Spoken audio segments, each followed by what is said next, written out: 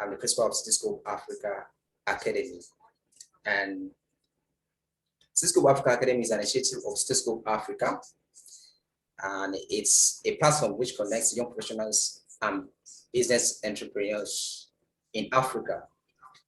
It is a place where we have business, lifestyle, and intercontinental discussion all together, knitting together to make Africa great once again. So it's a platform where we come together, we have our boot camp, we have our monthly seminar or class, just as we're having this evening. And we have different resource persons from various walks of life coming together to tell us more about what they are doing or what we can learn from them. And this evening is a privilege to have Jennifer Oyelade in our midst. She's an international recruitment business leader. She's an employability specialist. She's an EMEA Talent Acquisition Director. She has worked in the Middle East and Sub-Saharan Africa.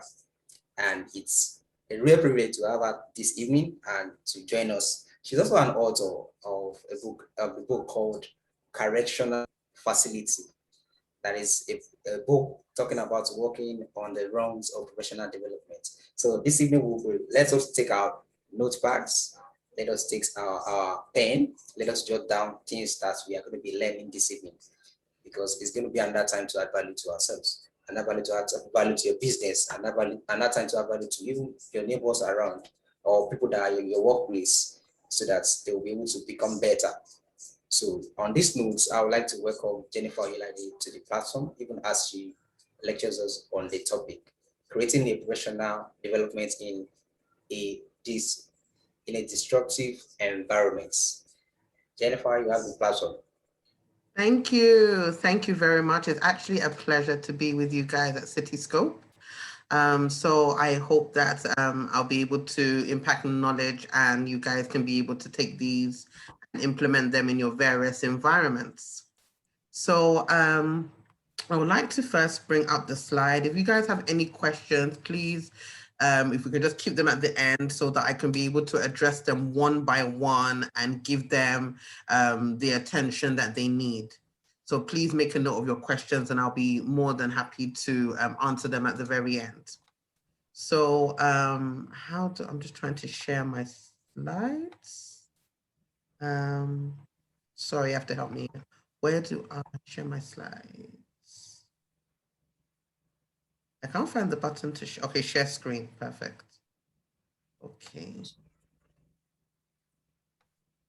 I'm trying to share my screen. It says it's been disabled.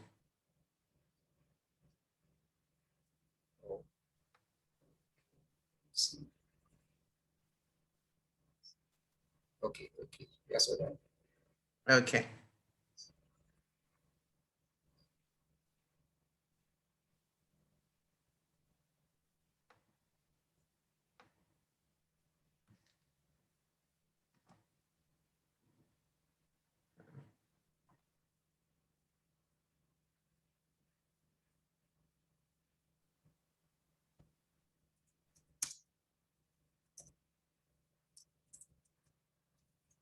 So can I share it now, yeah?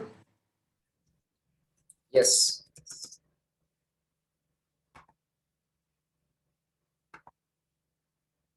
Yeah, let me just make it into... Okay. So as we rightfully said, is professional development in a disruptive environment.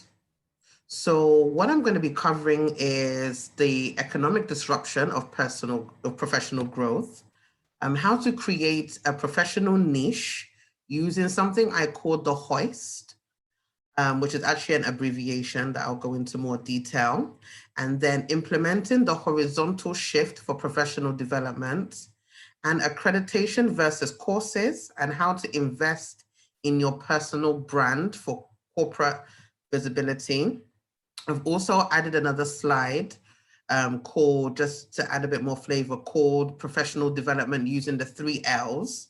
And then I'll talk a bit about my book and how it can also help you with your journey to professional development. So as we know, COVID-19 has affected a number of businesses. It has crippled them in various ways. So a lot of people have lost jobs. Their salary has been cut short.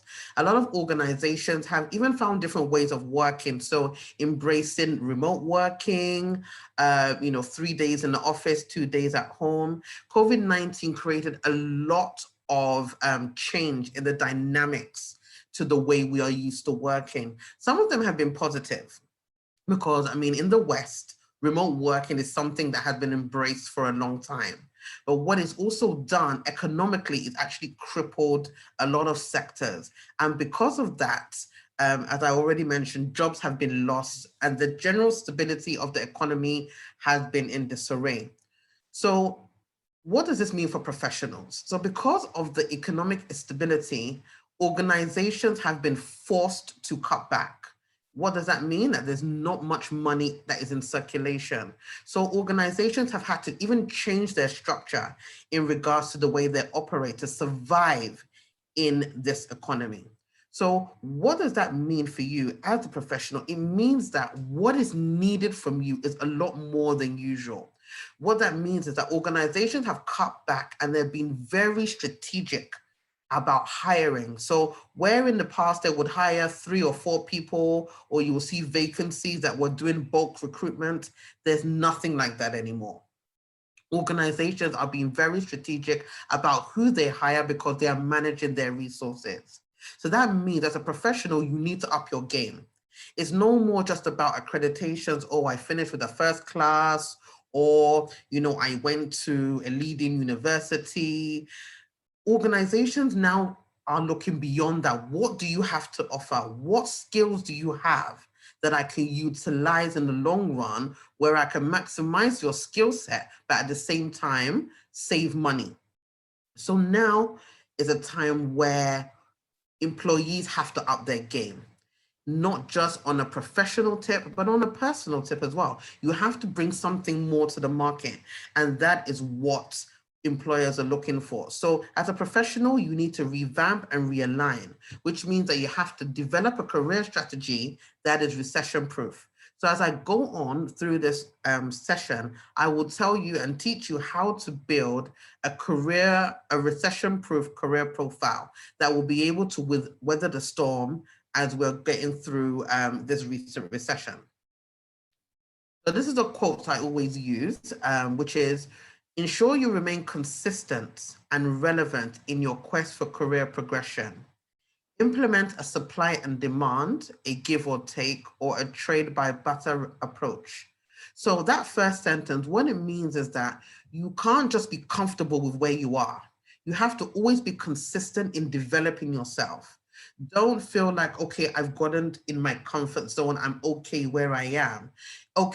Being okay where you are is where regression starts, because as the economy is moving, as new skills are coming into the market, you will be left behind. So you have to continue to develop yourself and implement a supply and demand. So what do I have that an organization may want? What can I give an organization that they can pay me handsomely in return? So apply a trade by barter approach in the sense of you have to develop yourself so you can leverage on that to secure the role that you're looking for. So the second section is your unique experience in exchange for the market leverage you bring to the table. If they don't think you have anything to leverage on, you wouldn't be sitting on the interview panel. So always going into an interview or go into an approach with, I have something to offer. If you didn't have something to offer, you wouldn't be sitting in front of them. They wouldn't have called you in for an interview, which means that you have skills that they want. So you have to ensure that as much as you are looking for in a position yourself, they need something from you. So always exude that confidence that you have something unique to bring to the table. So creating a professional niche using the hoist. So hoist really, if you look at the word hoist, it's actually a word, even though I've created it into an abbreviation. Hoist is actually a word. So before I go into the meaning of hoist, what your objective is as you're developing your career is to remain relevant. Whether it's developing new skills, going into new environments, your objective is to remain relevant, because there are so many professionals that have the same qualification as you, that have the same experience as you, that have operated in the same environment as yourself. So the only way to ensure that you are at the top of your game is to remain relevant by continuously developing yourself. As I mentioned before, organizations are they're not doing mass recruitment anymore. What they're actually doing is looking for selective skill sets that they can adapt into their organization. So for example, if you're an accountant, it's not enough just being an accountant. What other skill sets can they utilize in order for you to add value to their organization? So it goes then about, what strategy do I implement? How do I turn my skill set into something of value? Okay, so looking at hoist. So hoist as a word actually means, to lift something heavy or to elevate. If I want to hoist up a table, I would use a machine to hoist up something heavy. But what I have used in the career sphere is hoist as a skill set. So in order to remain relevant, you have to implement the hoist. So what does hoist stand for? Hoist stands for five areas. So hoist is human resources, operations, information being data or management information, sales and strategy and marketing, and technology. So what I'm automatically saying is that if you used hoist in anything that you do, all of these sectors, I'll go back, all of these sectors, you can find them in every organization, regardless of wherever you work, whatever your specialism is. There will always be human resources, there will always be operations, there will always be information. Every organization has a sales, strategy, or marketing department, and every organization, as we speak, operates on the base of technology. Right now, we're using technology to host this session. So you can see that no matter what industry you find yourself in, whether you're in manufacturing, whether you're in agriculture, name it, financial services, every single organization has these departments that sit within that information. So what does this do for you as a professional? Right, human resources, as I said, they are people who drive the organization's productivity. Without people, an organization cannot function. Operational structure. If an organization is not built on a framework, on a standard operating procedure, it cannot function effectively. Data. Data is used to manage your internal resources, external decisions that are being made. Everything that we do in this life revolves on data. Every decision we make revolves around data. And then we're looking at sales and strategy. For our businesses to flourish, we have to have consumers, which means we have to appeal to our target market. And that's where sales, strategy, and marketing comes into things.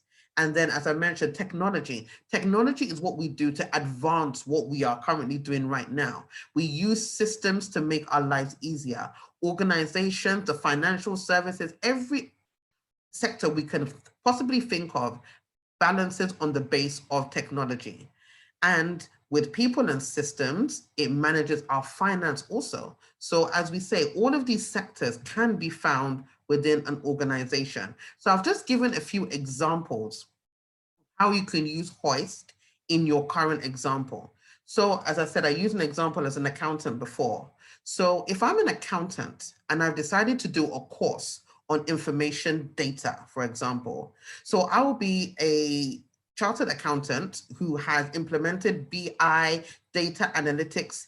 You would be more attractive to me as a hiring manager than a chartered accountant with 10 years. Why? Because it means that you, apart from the fact that you're an accountant, you have developed yourself further, which means you can crunch data, you can manage it, you'll be able to forecast, you'll be able to give me the data that I need, you'll be able to, you'll be able to work more efficiently. You can forecast for me, you can tell me what exactly do I need in 3 years' time.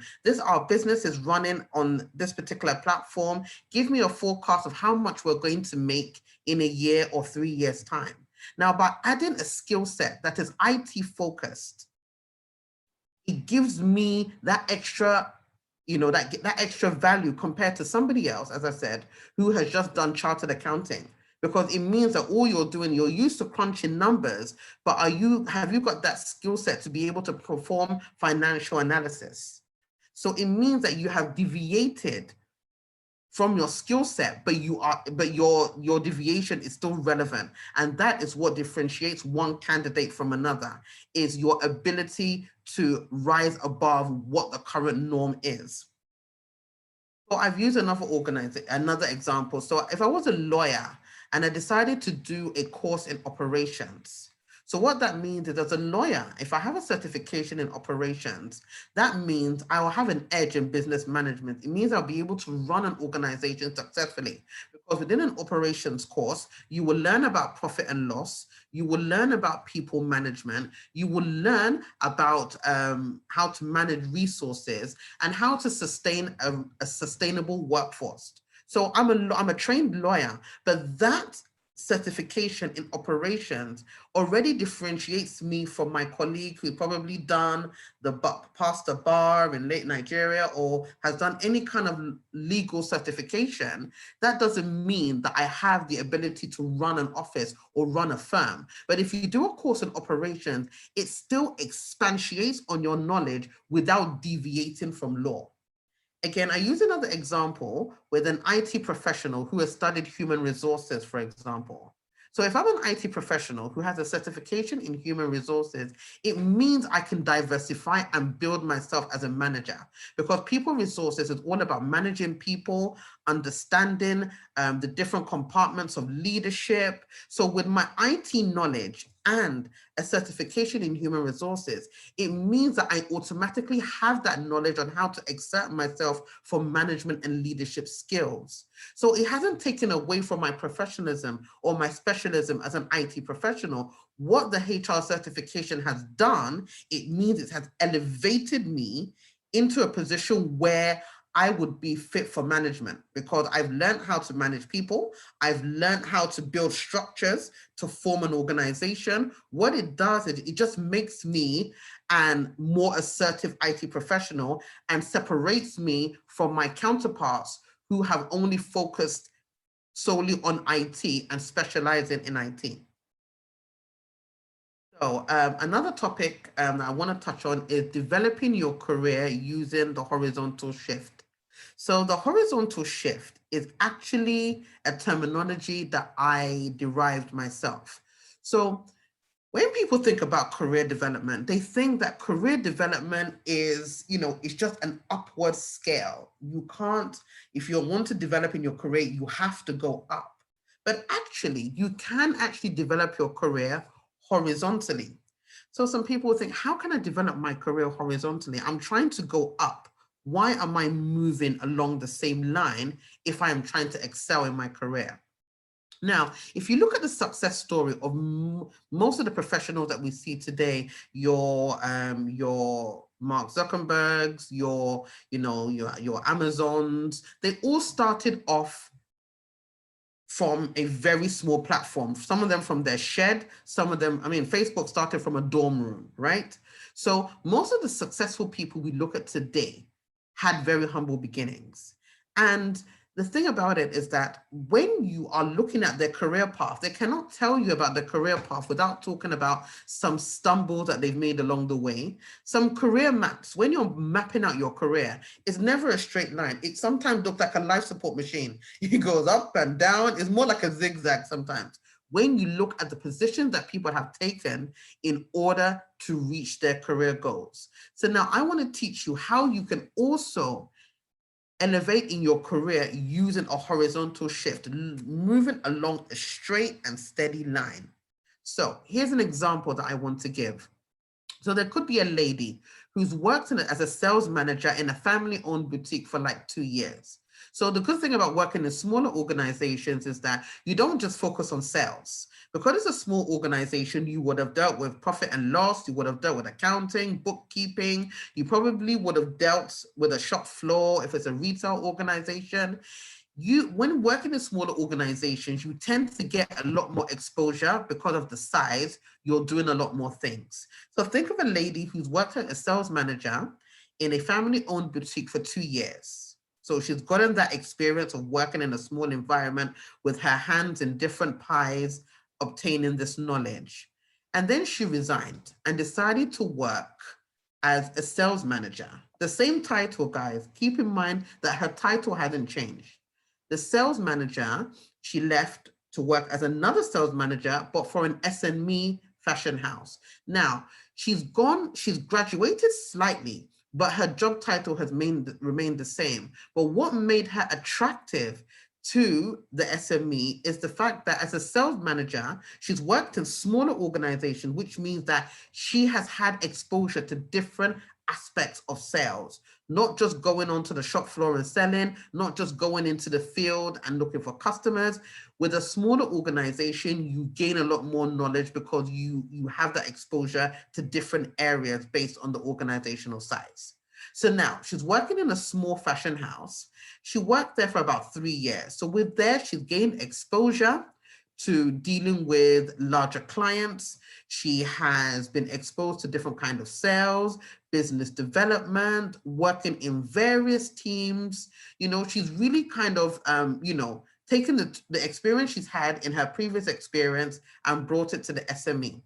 She's now leveraged on that experience. And after 3 years, she now works in a global retail chain as a sales manager. Now, with these examples I've given, have you noticed that her title hasn't changed, but her experience has, which means that her experience has widened. So what people sometimes mistake is looking at job titles. Oh, I'm a sales manager. Why would I then apply for another sales manager role? We need to come away from looking at the job title and looking at exactly what that organization will do for you. So in this scenario I've just spoke about, that is what we call the horizontal shift. She's gone from one organization to the other. Her job title hasn't changed, but her exposure has changed. And every single time she has moved along the ladder, she has leveraged on what she has learned in a previous organization. So if you go back, if you think about how I started this topic is always leverage, adopt a supply and demand mindset when you're going into any interview, into any job. What this lady has done is she leveraged on her exposure in a smaller company to move into a medium company, whether she's capitalized on that exposure and now she works for a larger global chain. So every step of the way, she has taken that experience, leveraged on it, moved into a new environment, leveraged on it. So rather than focus on the job title, go through the experience of what that role will entail. So for example, a marketing executive in one organization could be a C-level executive in another organization. So job titles do not give you an inkling about what that person does. You have to look at what's required for you in the role. So a horizontal shift is basically moving along your career path, gaining exposure without changing job title. So don't get me wrong. I'm not saying job titles are not important, but you need to look at the value. So before you make that move, you have to be strategic. You have to think about some key aspects of your career progression. So, you have to look at where exactly do I want to be and what is going to get me there. So before you apply for a job, these are the 3 points I want you to ask yourself. Does this position fit in with my career objectives? Taking into consideration the role, the sector exposure, and the responsibilities. Now, here's a classic example.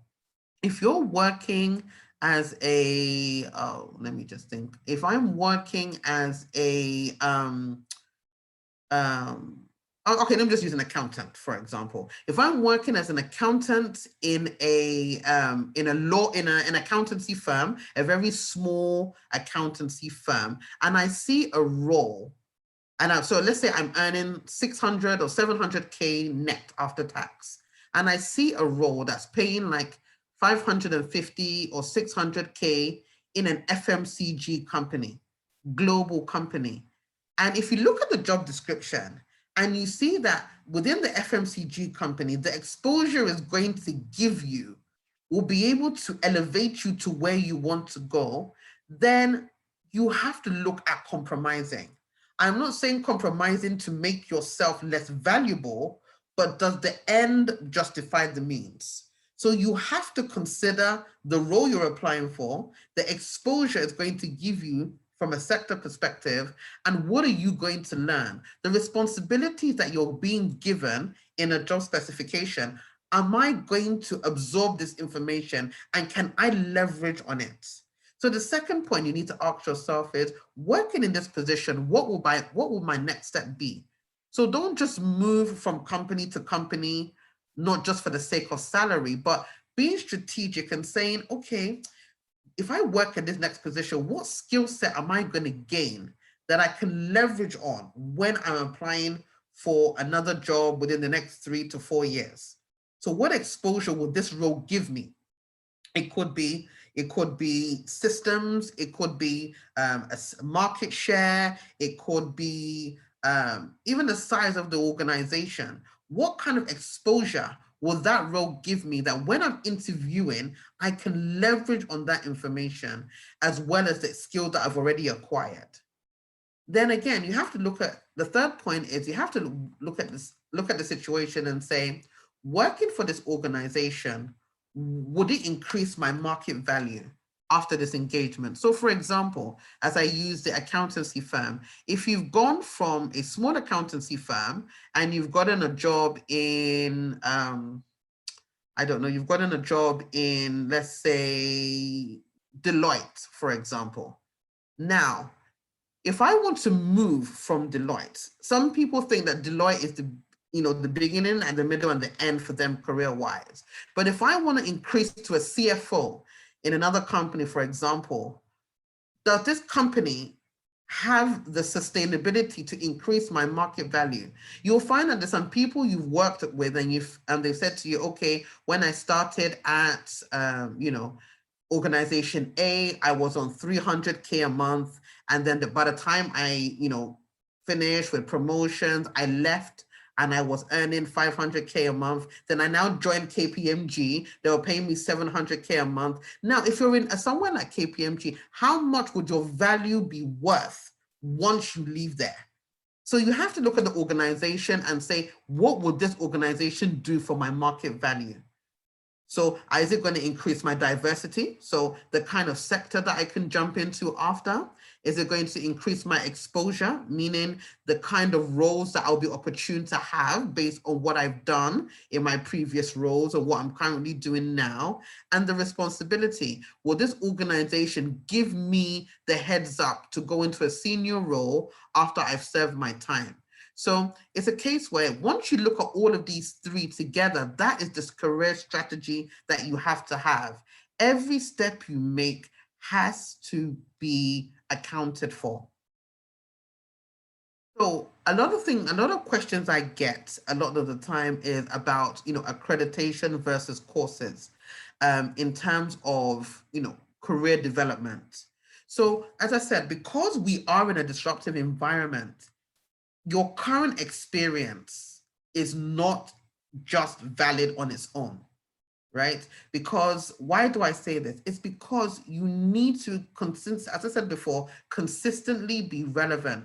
It's not just about, oh, I've got a first class from, Covenant University, or I'm an accredited ACCA candidate, or I am a CSIMP or a CCNA network analyst. It's gone beyond just academic excellence. while accreditations are important, they're not the be all and end all. What we need to focus on is how are we going to diversify in our skill set. So what I've done is I've compared accreditations and courses, because as well as accreditations give you that, it gives you that stamp, it gives you that seal of approval. So there are pros and there are pros to both sides of the coin. So do I focus on getting an accreditation, or do I focus on, on the courses?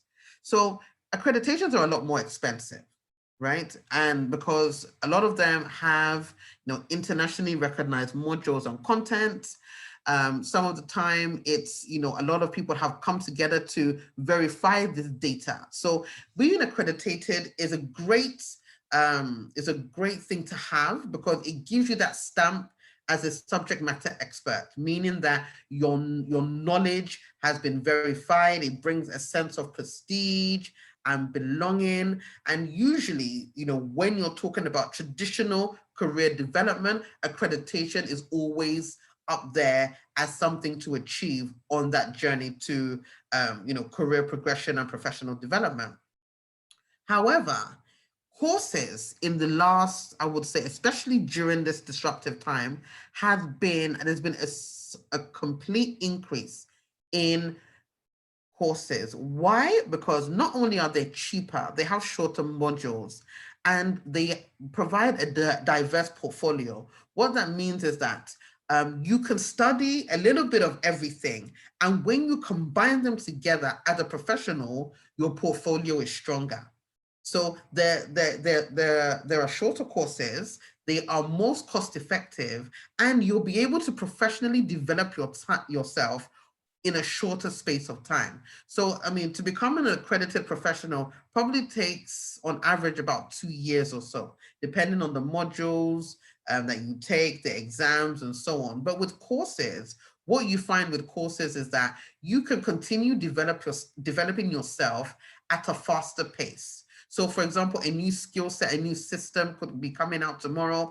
And if you take a course in that, these courses normally last 3 months, 6 months, some of them even a couple of weeks. So you have that constant ability to be able to develop yourself professionally in a short space of time. So it's easier to stay relevant as the economy evolves. So as we are seeing a surge in various systems that are coming out and marketing strategies, different elements are coming out. And what you find with courses is that you are able to stay relevant faster, and the content is very innovative. So the content with accreditations, they don't really change over time, or it takes a long time before new modules are added. But with courses, they're more innovative. So they focus on the here and now. And courses are being developed all the time to keep professionals updated on exactly what is happening in the market today. So, you have to weigh the pros and cons. There is no right or wrong way in regards to accreditation versus courses, but in a disruptive environment, I believe that courses are the way to go in terms of keeping yourself very much updated as the economy evolves. So now, with all this information, with all this developing yourself professionally, how do I strategically position myself for corporate visibility? So what platforms do I use? How do I engage with professionals, both online and offline, to position myself for opportunities? Firstly, you need to understand that you are a professional that has developed experiences across various sectors. So your experience is valid. I think sometimes people don't really understand that what you've learned, the skill set you've developed is relevant.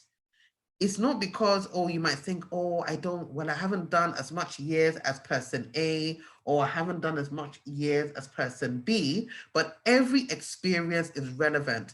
Even somebody who's just coming out of university with 1 year's experience, what they're exposed to in our current market, somebody with 10 years or 15 years or 20 years may not have the insight of somebody who's just coming straight out of university. So what I believe is that no matter what end of the spectrum you are, every experience you have is relevant. Use your visibility to brag about your achievements, regardless of their size. It could be that you've passed an exam, you've just finished a course, you came the top of your class, or you've just, sealed the deal from an entrepreneurial side. You've formed strategic partnerships that's going to push your end goal. Whatever that experience or achievement is, it's your right to brag about it because it's a personal achievement to you. And that achievement might even give somebody some hope that, if person A can do this, then, I can do it too. So the question is not, is my skill set relevant? Because your skill set will always be relevant. There will always be somebody out there that can learn from you. The question is, am I visible to the corporate market, or am I lost in the sea of professionals who have the same academia, same accreditation, same experience, and same diverse skill set? So how do I diversify myself and make myself stand out from a pool of talented professionals where opportunities are few, but talented professionals are many? First and foremost, it's about sharing knowledge. Be known as a subject matter leader, sharing your knowledge with a diverse network. It could be your alumni in a university, it could be your church group, it could be on a very large platform that I love so much called LinkedIn. Now, whether, as I said before, whether you are a graduate at entry level or you're a senior professional with 25 to 30 years experience, you have some knowledge to impart on professionals. You can use them as your word, as words of wisdom to people who are coming up if you are a senior professional, and even as an entry-level professional, showing your knowledge could be of interest to a hiring manager and say, oh my God, that article that guy wrote, he's sharp. I'd like to talk to him more. I would like to engage with him because he's offering information that, that is very sound. I mean, a lot of speaking engagements I've even gotten has not even been necessarily because I've pitched for them. It's probably because I've written something on LinkedIn or written something somewhere that it has resonated with people. You don't know what people are going through at every step of their career, that knowledge that you have shared can enlighten them in one way or another. It's also a good way as well to build excellent conjunctive skills that are necessary in the workplace. So when you're sharing knowledge, you have to be very intense. You have to be intentional about the knowledge you're sharing. What message am I trying to get across? So with that thought process, that will help you even in the workplace, because you have to have a thought process before you implement anything. It can open up your mind to report writing, public speaking, team engagement exercises. The more you share knowledge, both on a platform, both as a seminar, or whether it's on LinkedIn, practice makes perfect. It will give you that confidence to become a subject matter expert known for your specialism. So sometimes if you're stuck on, oh, what do I put on LinkedIn? So, well, I don't know what to write about, or I don't know what knowledge to share. Just take a step back and look on what's going on around you. Think about the frequently asked questions that you're asked in your area of expertise. So if you're working in IT, what question do you find comes up very common in the workplace?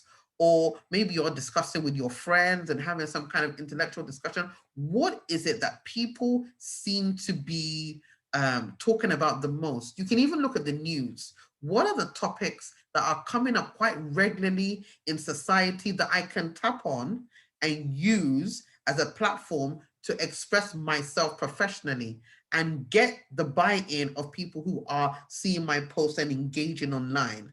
And try to personalize your experience. So what is it that you went through that somebody else can learn from? Because the more you personalize your experiences, the more authentic you are as a professional. There's no professional out there that's had it perfect all through. I mean, when I started my business, I know the amount of no's I got before I got my eventual yes. I was working for a global brand. I quit my job and decided to start off my own firm. I couldn't talk to any of the clients that I was dealing with previously, and I had to start from scratch. And our Nigerian market, who are you? Who do you know? Who have you worked with? I literally had to start from scratch. And, you know, those kind of stories I tell to encourage people that you have to keep on persevering. So when you're sharing information, personalize your experience to show that this is what you went through and this is where you are now. Because people like to know that as a professional, you're also human too. And also, you never know who is watching. You never know who is reading. Sometimes they say, oh, I sent a post today, only 5 people liked it or 2 people liked it. You'll be very surprised at the people who are actually looking forward to you sharing your knowledge. They may not like your post all the time, but they're reading it and they're actually learning from you. Again, I'll give a personal example where I fell ill for a period of time and I wasn't posting as much. A lady sent me a message and said, oh, Jennifer, how are you? Are you okay? I've noticed that you haven't been posting much of recent. Oh, I miss your topics. So I hope you're doing well. To me, I was very taken aback because in my eyes, I'm just sharing my thoughts. I'm sharing my expertise. But I didn't realize that somebody was actually using those expertise to build on their personal brand. So don't look at what the results are. Continue to share that knowledge. Personal branding is not something that you build in one day. It's full of consistency and it's full of, being very thought process driven about what you share. And also, so U is for understanding your audience and your objective. So if you're going to post something, have a plan. Think, who am I targeting? Am I sharing my knowledge so that a hiring manager can see my expertise? Or am I sharing a post to engage with the younger audience? When you are sharing something, or even when you're speaking at an engagement or as an entrepreneur, or you're trying to market your business, or your expertise as an employee or an entrepreneur, you have to understand who is your audience and also what is your objective. So with every engagement being written face-to-face, you have to have an expectation of that outcome. Do you want people to buy into the services? Do you want people to buy into you as a brand? What do you want to be that outcome? What do you want to be known for? If you're connecting with people on LinkedIn, for example, why are you connecting with them? Everything you have to do, there has to be an agenda. You have to know exactly why and how are you going to leverage on that relationship. So if I'm connecting with person A, I can see that person A is a senior executive. Why am I connecting with that person? It's not, hello, sir, I'm looking for a job. You have to be able to engage with that person. Oh, sir, I saw the article you wrote on X, Y, and Z, or I saw that you recently won the award for A, B, and C. I just thought to send you a message to offer you my sincere congratulations. That is a door opener. Everything you do you have to be intentional about it. Now, networking. So networking is a very big way to alleviate on your personal brand. The people, guys, I want to hammer on this point. The people that you are looking for, the people that you want to network with, they are not on Facebook. They are not.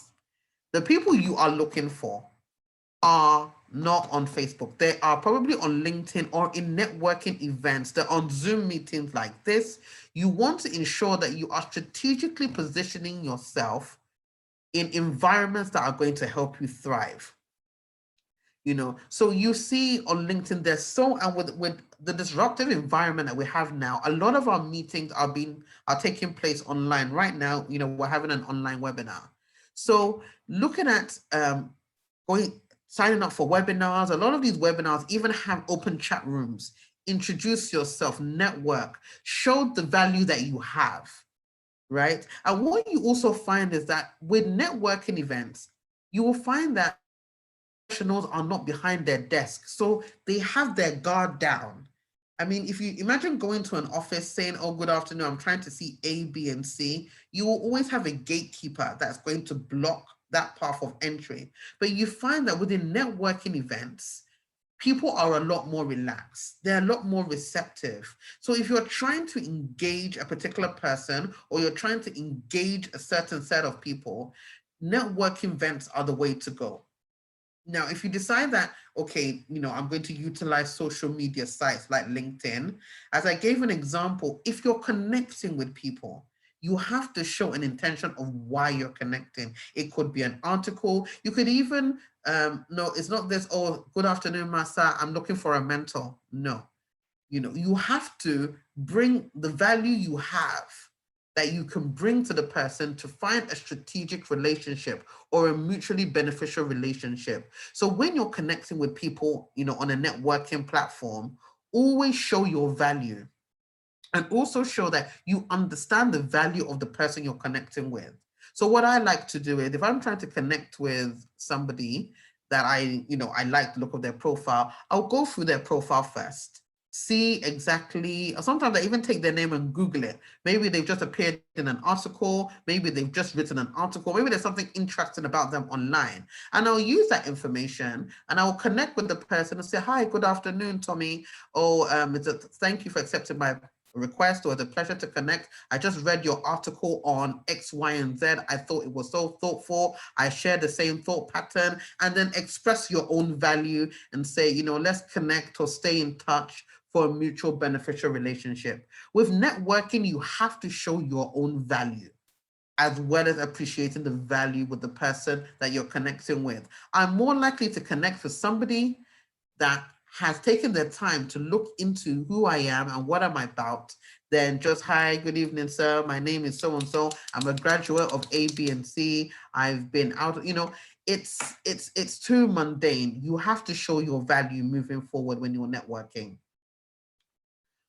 So I kind of covered D already, but I'll just touch on it again. So as I said, from the exposure you want to seek, you have to be definitive about why.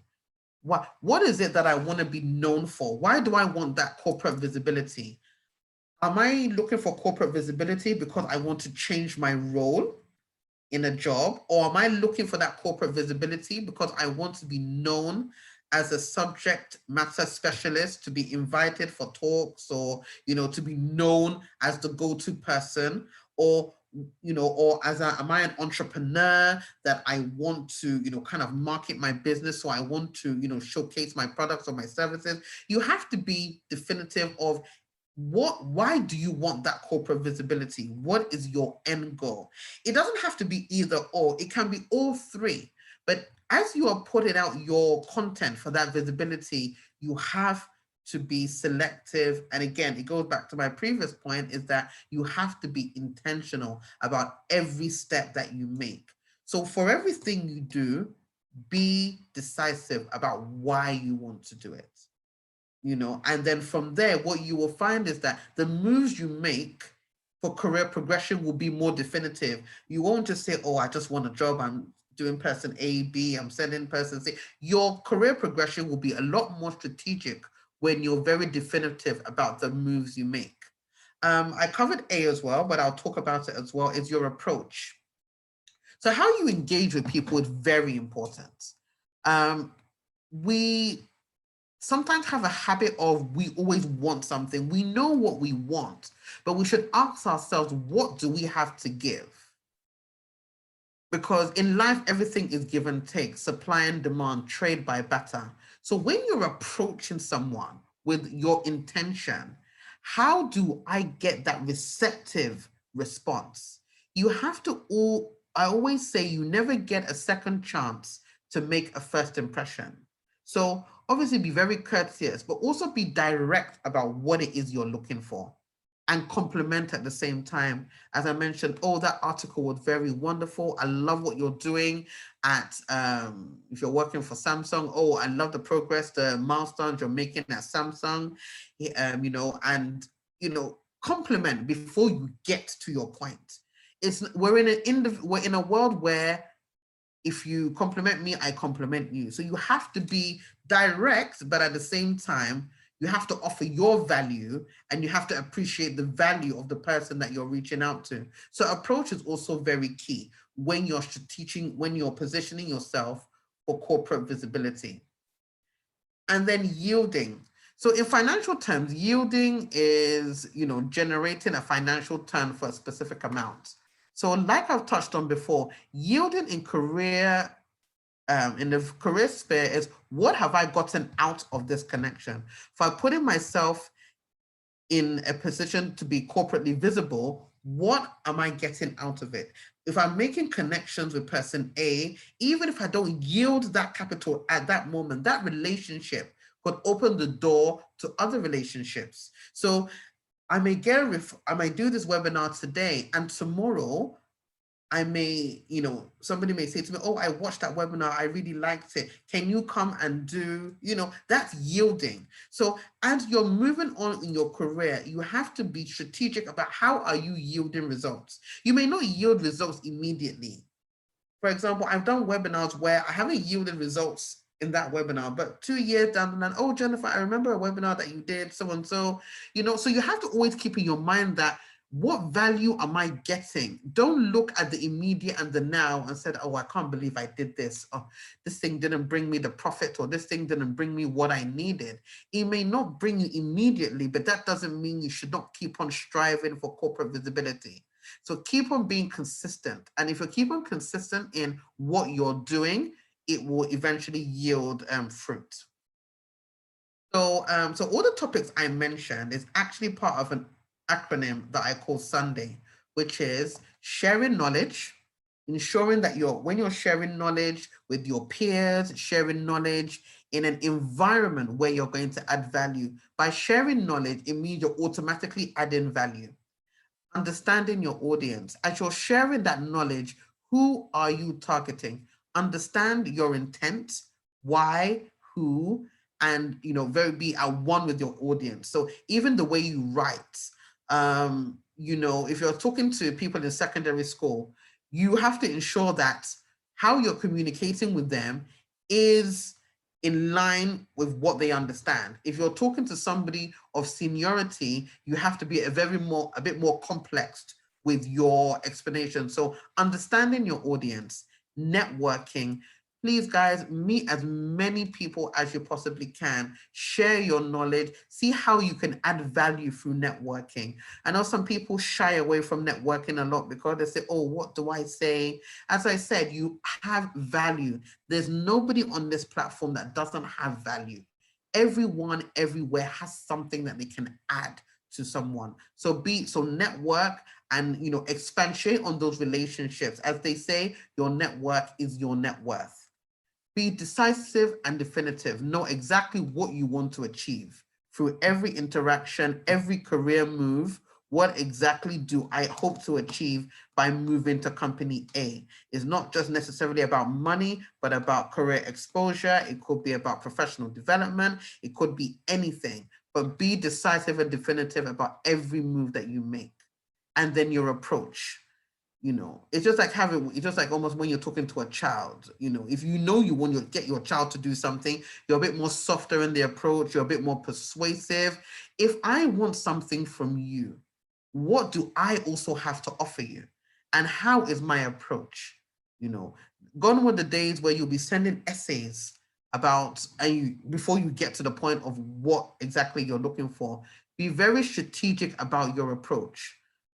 And then yielding. Yielding meaning being very consistent in what you do, whether it's a subject matter leader that you want to be and sharing your knowledge to enhance your career, or if you're an entrepreneur and you want to share your knowledge because you want to drive revenue to your business. Consistency will always bring about a successful yield. You just have to be consistent, and you have to see it through the long run. When you're looking at stockbrokers, when you're looking at people who trade Bitcoin, it's all yielding. It doesn't happen immediately. So you have to be dedicated to be able to see the results of yielding. So that's my acronym for Sunday. Okay. So the formula for career progression and conflict management using the 3L rule. So conflict is something that we don't really address as much as we should.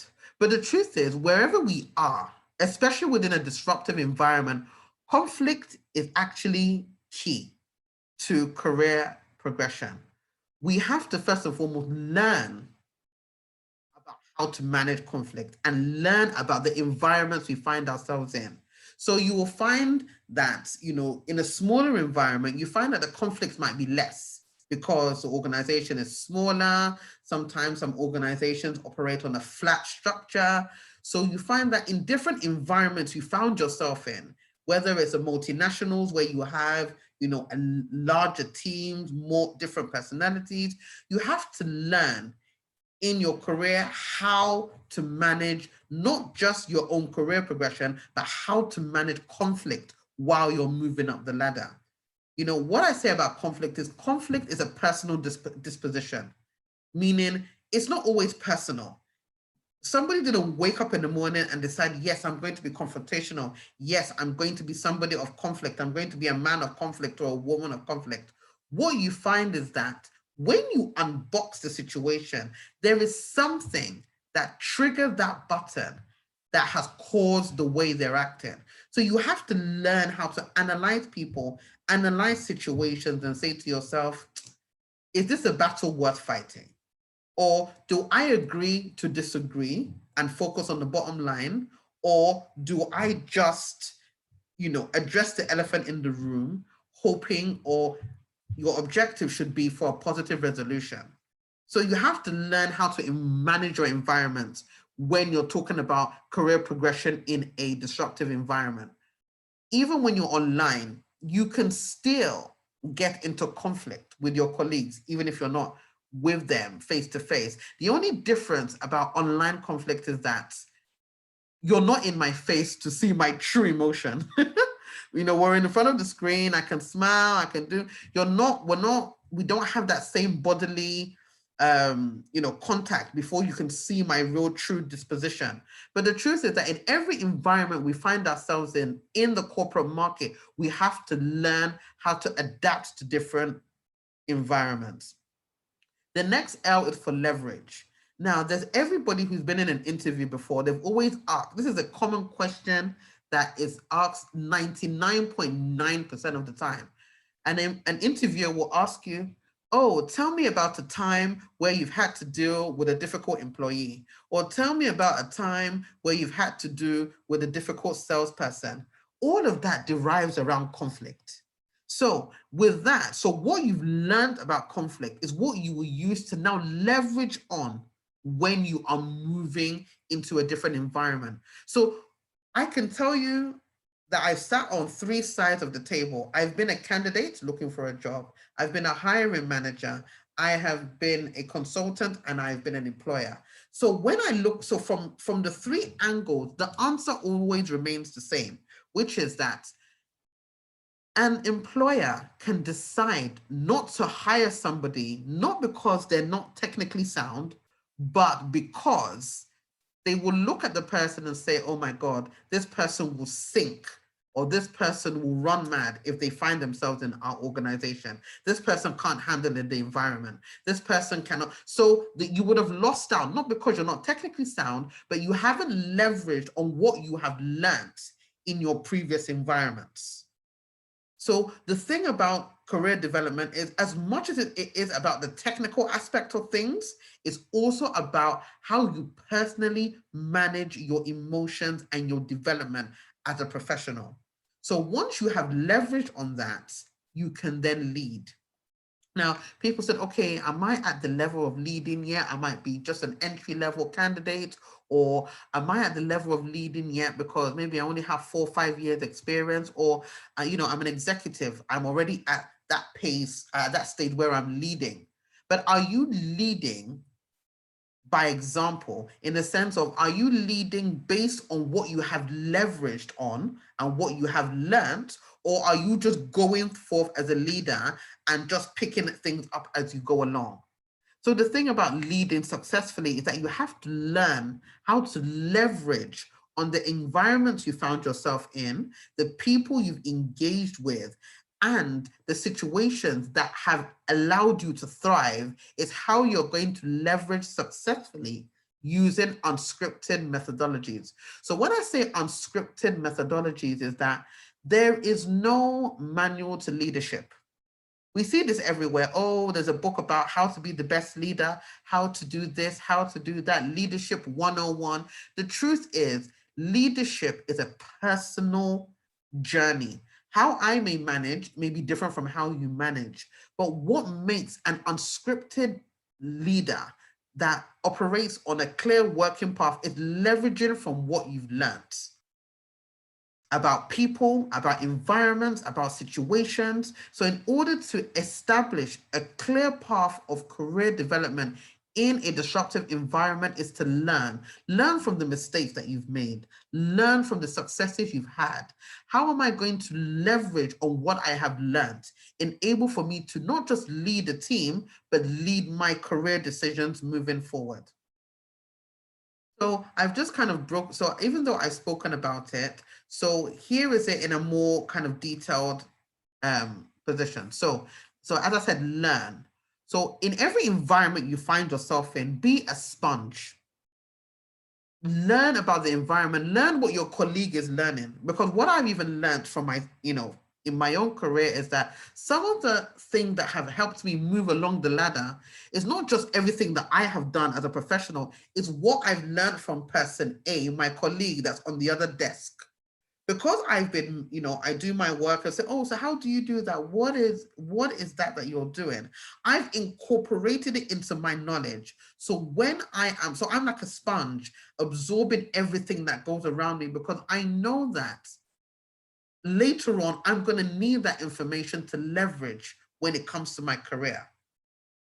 So it's that vital information that might differentiate you from another candidate, because you've had that exposure.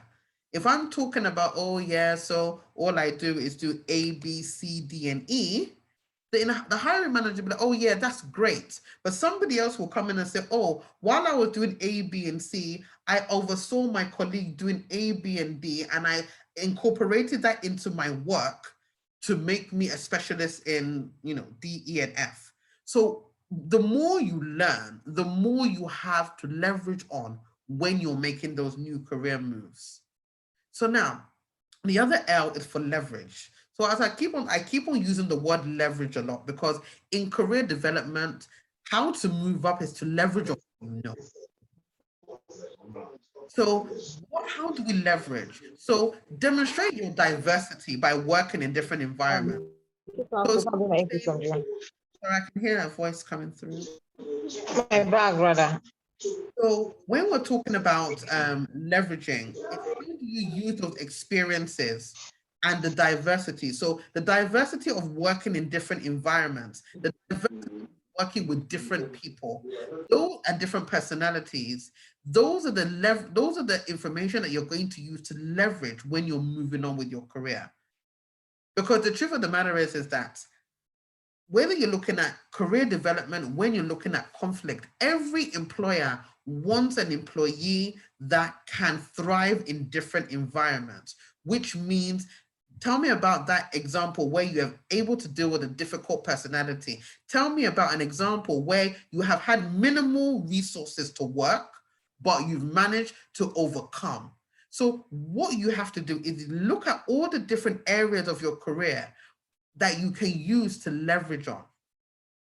Because as I said before, not everybody loses out on an opportunity because of their technical competency, but how can you adapt to our ever-changing environment? As you can see, within a disruptive community that we're in right now, we have to be able to work in different capacities. Sometimes we have large resources, sometimes we have small resources, sometimes we're dealing with different personalities.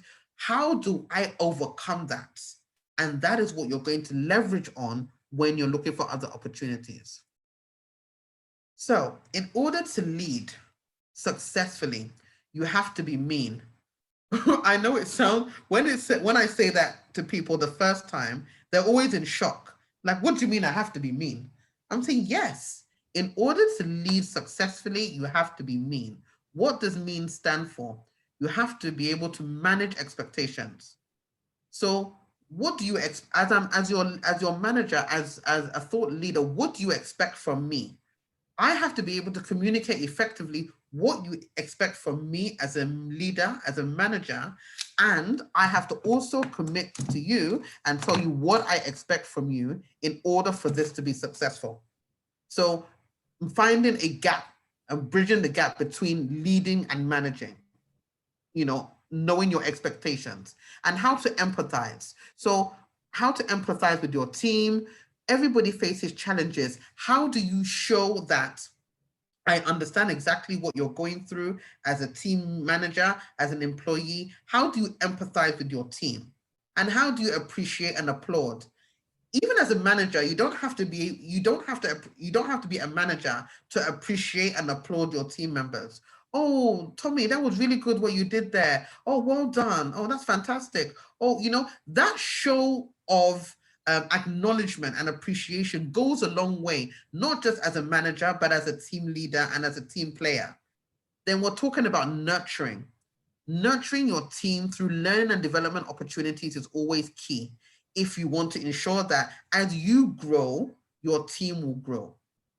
You know, so that's, you know, when you're talking about nurturing and leadership, you have to be able to manage the expectations of your team, empathize with them when they're having their shortcomings, because what you find is the people you empathize with more are the people who are going to be more loyal to you as a team member and as a manager, and applaud and nurture.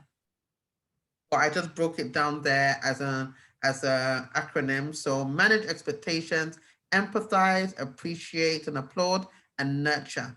Be mean in order to lead successfully. So this is just a brief summary of my book called, as Tommy mentioned, called Careerectional Facility. So Careerectional Facility basically summarizes how to develop your career on your own terms at your own pace. A lot of the times we found that someone will say, oh, your CV has to be 2 pages, or no, your CV is too heavy, or you know, your CV is too dense, or no, you have to take this course, that course. Really and truly, there is no map for a perfect career. There's no platform, there's no script, there's no blueprint. You can develop your own career at your own pace, at your own time. And this book just dissects the way you can do that and still be successful in your career endeavors. So my kind of like parting quotes to kind of summarize this session is, to increase your value, you need to understand your market and the variables that can affect the buy-in. So when I mean the variables can affect the buy-in, so for me to be relevant, what do I need to do in order to sustain that relevance? And what variables can affect my buy-in? So if I don't increase my knowledge in a certain area, my value will decrease. If I do courses and expose myself to different working environments, volunteering, so on and so forth, my value will increase. So you have to understand what your value is and what you can do to increase the buy-in. Then take those steps to modify your infrastructure. So see yourself as an institution, as a building. If I want people to buy into me, see yourself as a product, as a service. If I want people to buy into me, what do I need to do? Firstly, you have to start with internal renovation. What do I need to do within myself to make myself more attractive to the buy-in market? Whether it's professional development courses, whether it's networking more, whether it's putting myself more out there on a social media, LinkedIn, professionally. Do I need to participate in more webinars? Do I need to try and host a webinar? What do I need to do within myself to renovate my mind, to make myself know that I am a valuable asset? You all are valuable assets. You just need to look within yourself and streamline what you have to offer to your ideal target market. So guys, this is my, these are my links. I share a lot of things on career development, vacancies when we do have them with a number of my clients. So I share career development tips, employability tips, just anything to personally make you better as a professional. So feel free to connect with me. I accept all invitations. And these are my social media handles. So please feel free. And I'm sorry, I don't know if I've gone over time. I talk a lot, guys. But thank you very, very much for tuning in to my session. I hope I didn't put you to sleep. I hope I didn't bore you and put you to sleep. But yes, I've surely enjoyed my time. So any questions, I'm still very much free to answer them. And thank you very much, everyone. Thank you so much. I believe that has been a great time.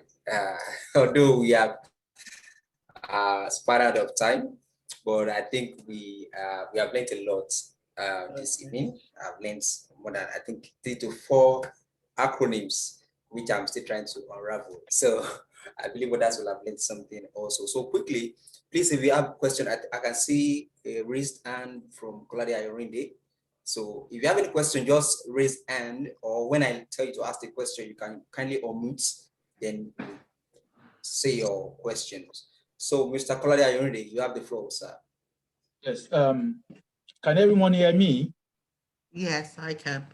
Okay, great. Yes. Thank you very much, Ms. Oyelade, for that wonderful session. Truly speaking, I'm not an HR person, but I must tell you, I enjoyed every facet of it. Oh, thank you. I got a question for you. I know you mentioned I followed your paradigm, the hoist paradigm. And my understanding is that as we try to create or develop our personal brand, we run into a chance where the new generation of workers are going to be what I would call jack of all trades, master of none. Because they will be learning so many different things, but not actually having the capability to understand one particular stuff. So how would this correct itself? Or how do you think this scenario will not develop in the near future? Thank you. Okay, so I'm glad you kind of referred to the HOIST acronym. So the thing about the younger generation is that they are, they are still, you will find that they're still trying to find their feet at the moment. So they are trying to utilize a lot of pools. And when I do a lot of these webinars, especially with the younger generation, what I always say is you have to specialize. But within that specialism, if you look at HOIST, is that you can diversify without losing your core. So for example, if you are an IT professional, you can still develop skills in, as I mentioned, human resources, because if you think about these elements that I've spoken about, they can be found in every organization, in every single one. And with the use of today, what they are using is a lot of IT, a lot of data. But no matter whatever you do, you have to have a core. It's what you put on top of that core that a hiring manager will look at and say, have they changed career path or have they added to their skill set? So that's the definitive difference. You can't say now I'm a doctor and then, I'm now deciding that I'm an accountant. Or should I say I'm a doctor and I've decided that I'm a zoologist. I think accountant can even work, but I'm a zoologist. There is still some form of relation. So that's what I always say, have a core, but develop on that core. I hope I've answered the question, or I can elaborate. You certainly did.